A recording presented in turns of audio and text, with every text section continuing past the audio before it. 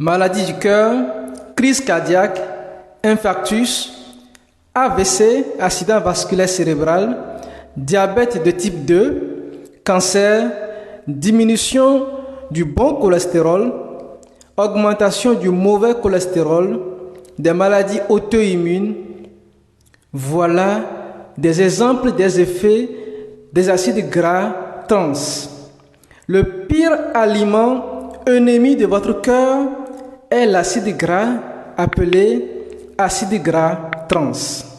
Vous ne voudrez pas croiser le chemin de ces effets néfastes sur votre santé ou la santé de votre mari ou celle de vos enfants, alors prêtez attention à ce qui suit, car vous êtes exposé chaque jour à ces acides gras trans dans votre alimentation.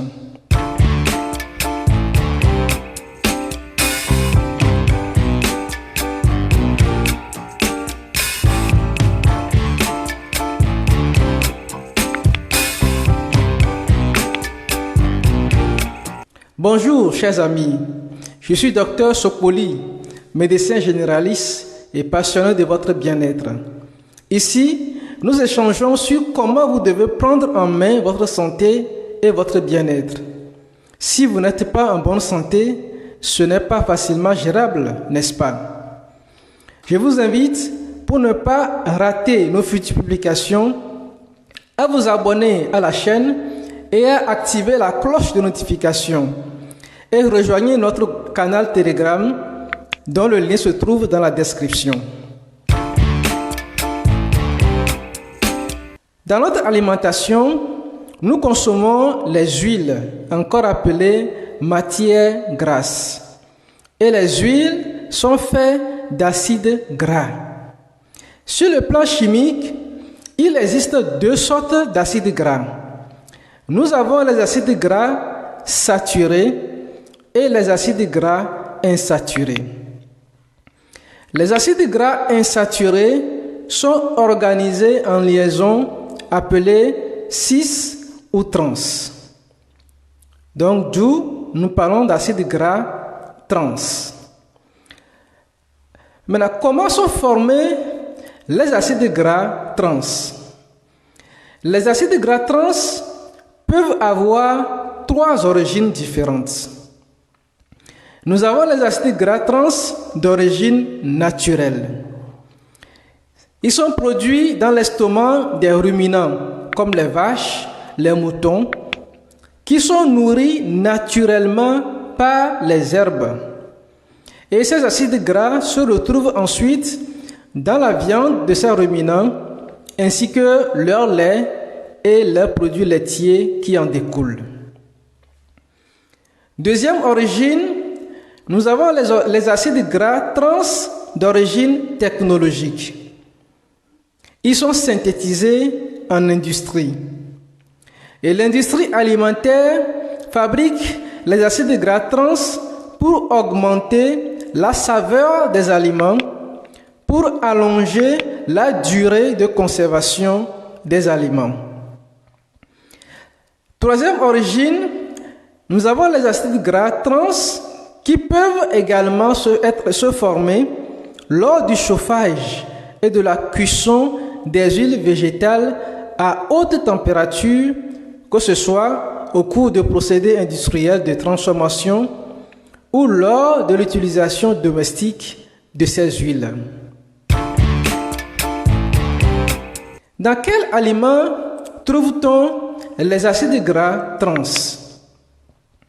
Les principaux aliments contenant les acides gras trans d'origine naturelle sont les produits à base de lait et la viande.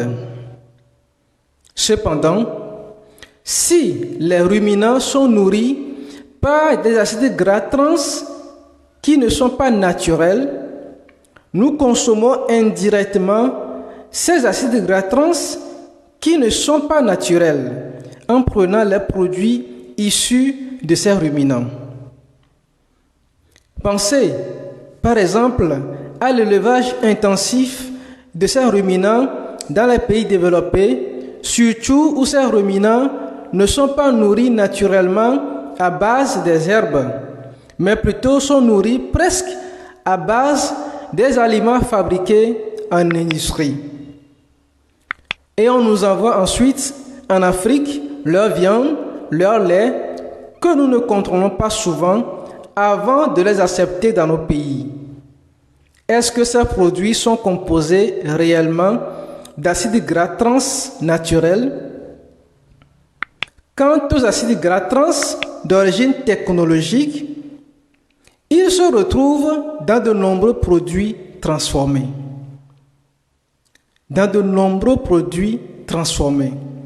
Par exemple, les pizzas, les viennoiseries, la margarine, les barres chocolatées, les quiches et certains plats cuisinés.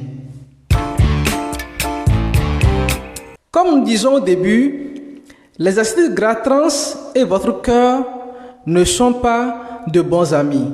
Pourquoi?